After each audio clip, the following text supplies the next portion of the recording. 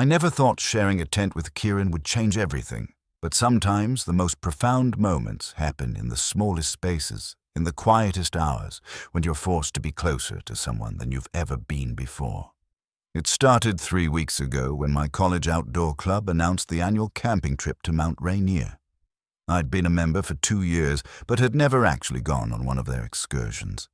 I was always too busy, or at least that's what I told myself. The truth was, I felt awkward around most of the group.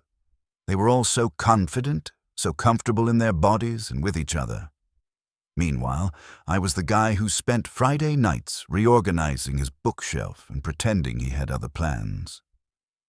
But this time, my roommate Marcus practically forced me to sign up. He cornered me in our dorm room one Tuesday evening, holding the registration form like it was a court summons. "You need to do something besides study and watch Netflix," he said. "You're 21 years old, and you've never even been camping." I tried to argue that I was perfectly content with my routine, but Marcus wasn't having it. He filled out the form for me, used my email, and hit submit before I could stop him. So there I was, 2 weeks later, standing in a parking lot at dawn, with a borrowed backpack that smelled like mothballs and a sleeping bag I'd bought the night before at a discount outdoor store. 23 of us piled into vans, and I found myself squeezed into the back row next to Kieran. I'd seen Kieran around campus before. He was one of those people you couldn't help but notice, not because he was loud or trying to get attention, but because there was something magnetic about him. He had this presence, this ease in his own skin that I envied. Dark hair that was always slightly messy in a way that looked intentional. Green eyes that seemed to actually see you when he looked your way, and a smile that made you feel like you were in on some private joke. "Hey," he said as I struggled to fit my oversized backpack into the already cramped space. "First time camping? That obvious?"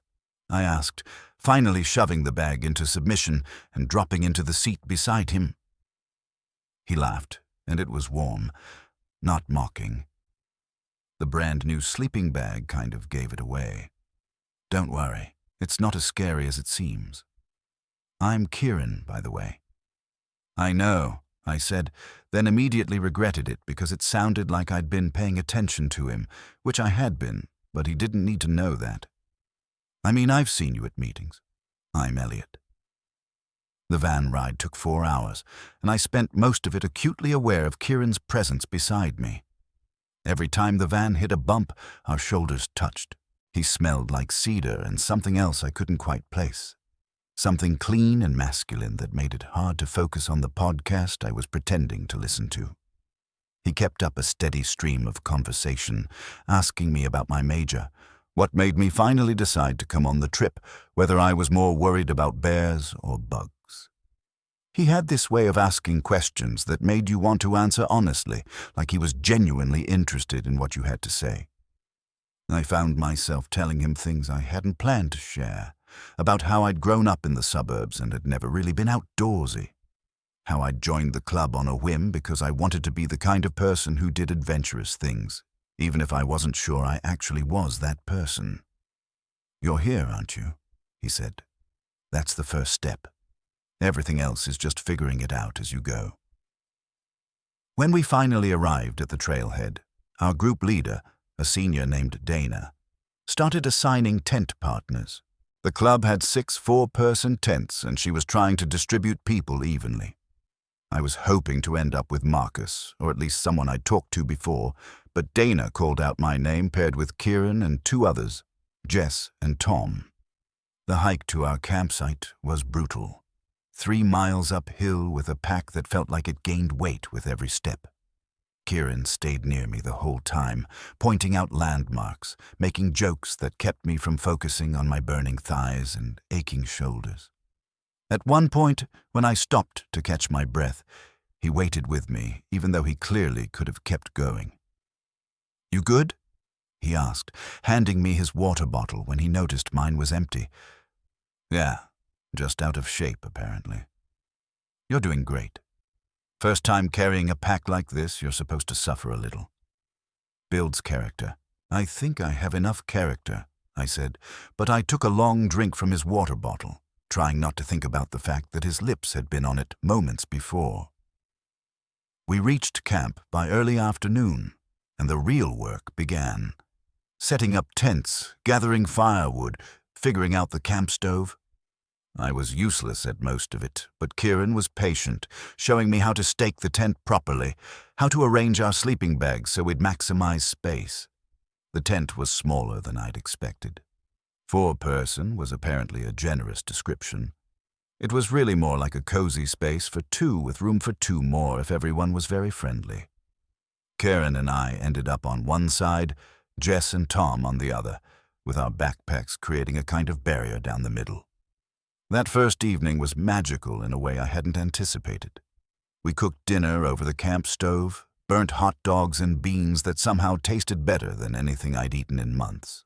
As the sun set, someone started a campfire and we gathered around it, 23 people sharing stories and passing around a bag of marshmallows. I sat on a log, and Kieran settled beside me, close enough that our thighs touched. The temperature was dropping fast, and I could feel the warmth of him through my jeans. He was telling a story about a camping trip gone wrong, something involving a raccoon and a bag of trail mix, and everyone was laughing. I found myself watching his face in the firelight, the way his eyes crinkled when he smiled, the animated gestures of his hands. "You're staring," he said quietly, leaning toward me so only I could hear. The words were teasing but not unkind. I felt heat rush to my face that had nothing to do with the fire. "Sorry, I was listening to your story." "Sure you were," he said. And his smile was softer now, more private. He held my gaze for a moment longer than necessary, and something passed between us.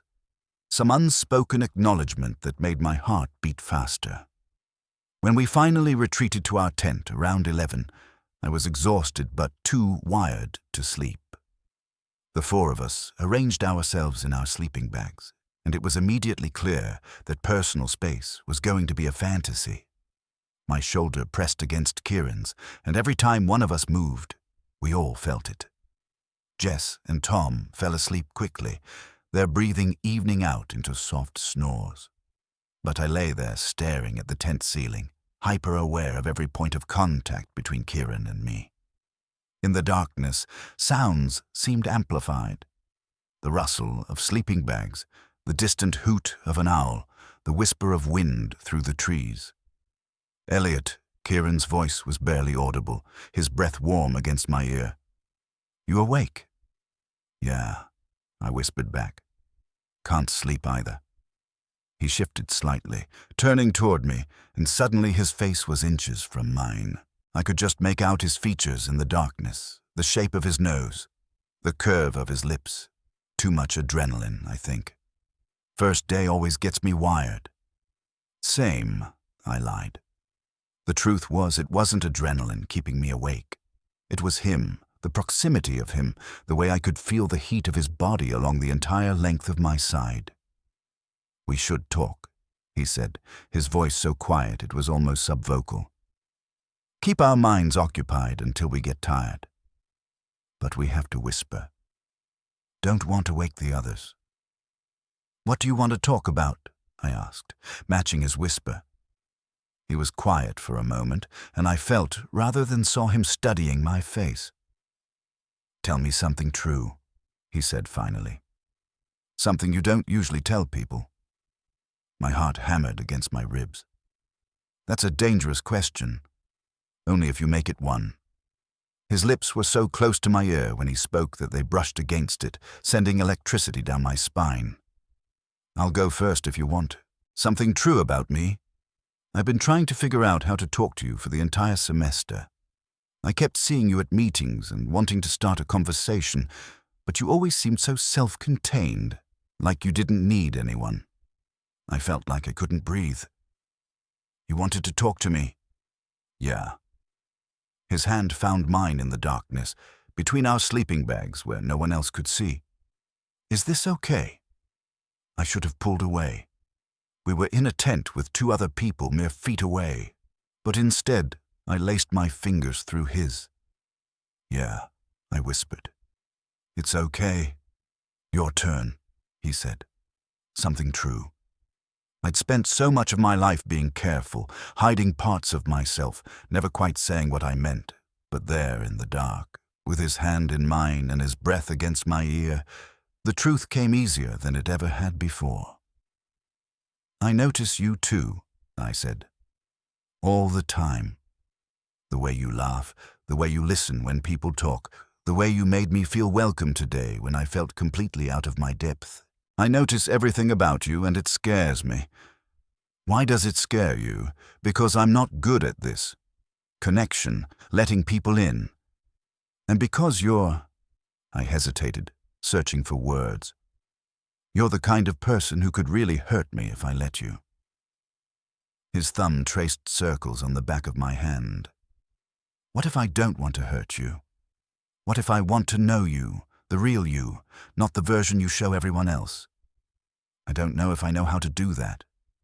We could figure it out together. His forehead touched mine, and we lay there like that, breathing the same air, hands clasped between us. I really want to kiss you right now, he whispered. But I also don't want to rush this or make you uncomfortable or... He trailed off. I closed the final inch between us and pressed my lips to his. It was soft, tentative, barely more than a brush of contact. But it felt like falling and flying at the same time, like every cliché I'd ever rolled my eyes at, suddenly made perfect sense. He kissed me back, his free hand coming up to cup my face, thumb stroking my cheekbone. We kept it quiet, mindful of Jess and Tom sleeping beside us, but there was nothing tentative about the way it made me feel. Every nerve ending in my body was alive, aware, singing. When we finally broke apart, we were both breathing hard. Wow, he whispered against my lips. Yeah, I agreed because words seemed inadequate. We fell asleep like that, hands clasped, foreheads touching, and I slept better than I had in months. The next morning brought awkwardness in the bright light of day.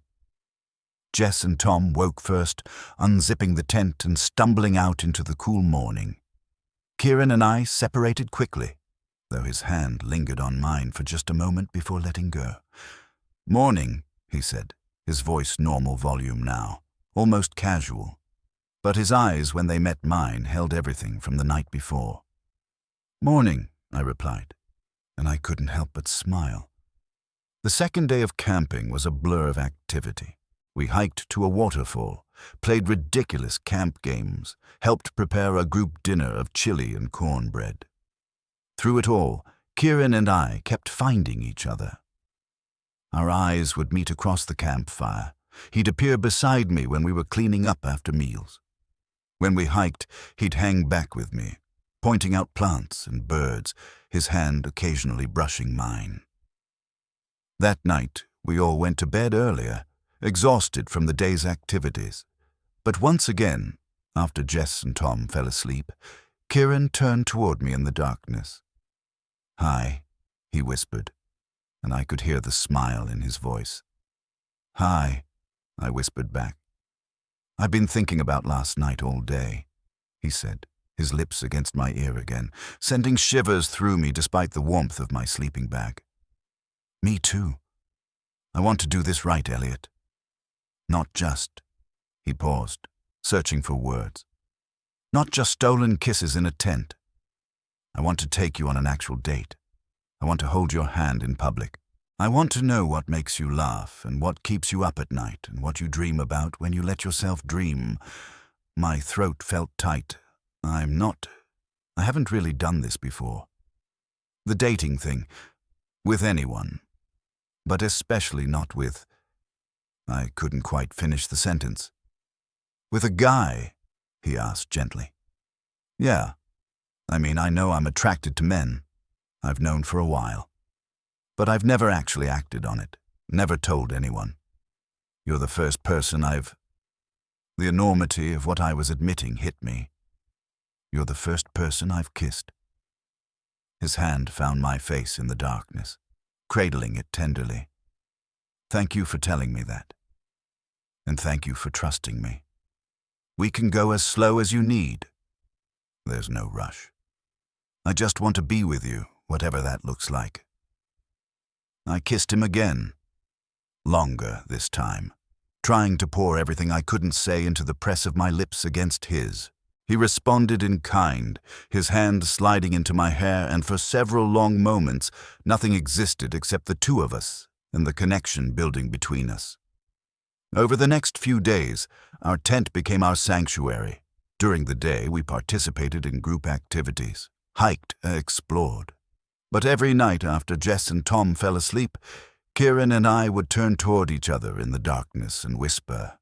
We talked about everything, our childhoods, our fears, our dreams for the future. He told me about coming out to his family when he was 16, about the initial struggle and eventual acceptance. I told him about the loneliness I'd felt, always keeping this part of myself hidden, afraid of rejection and judgment. "You don't have to hide anymore," he whispered one night, his fingers tracing patterns on my arm. "Not with me. Not ever. What if people don't understand? What if they judge?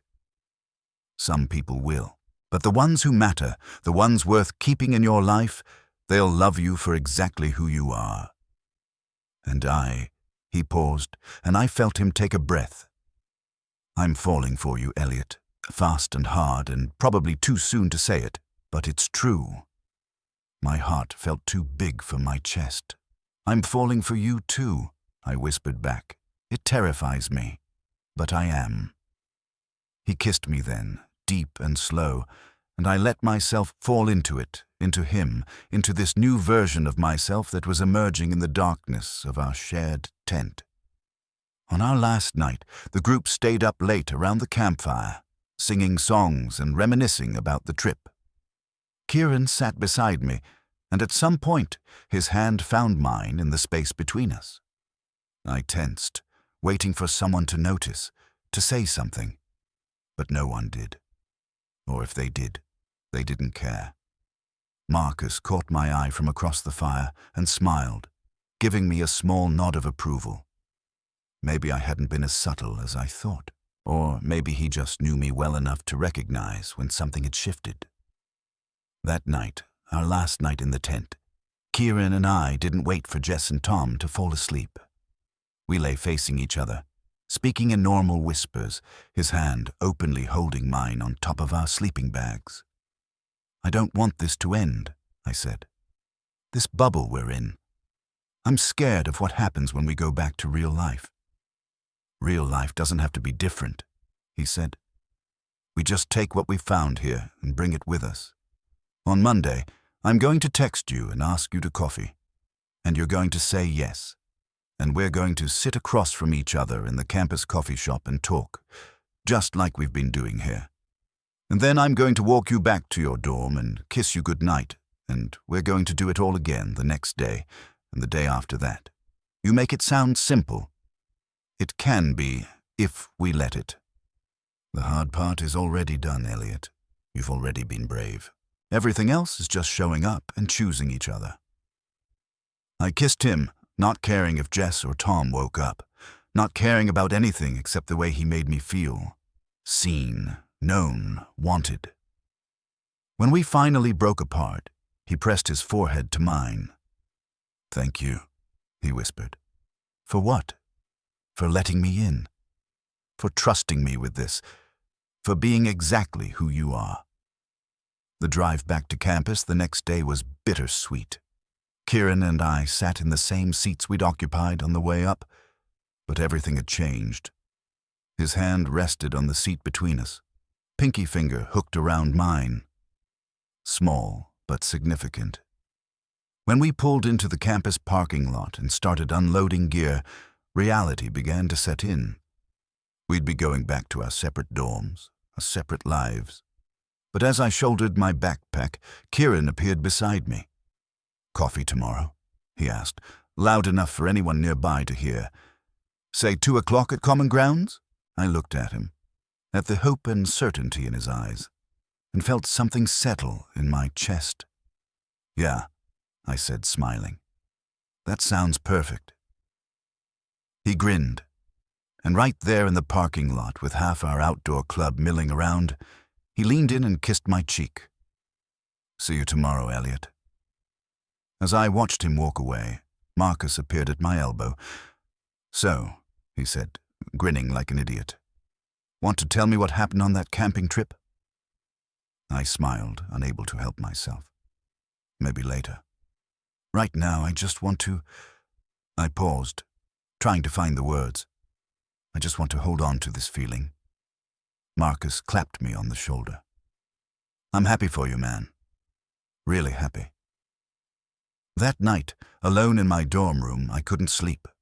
Not because I was anxious or afraid, but because I was too excited about tomorrow.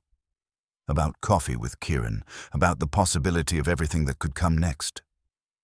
My phone buzzed with a text. "Kieran, can't sleep. Keep thinking about you." I smiled in the darkness and typed back. "Same. Is it 2 o'clock yet?" His response came quickly. "Not even close. Want to talk until we fall asleep?" "Yeah," I wrote. "I really do." We stayed on the phone until almost 3 in the morning, talking about nothing and everything, and it felt exactly like those whispered conversations in the tent. Intimate. Real. Right.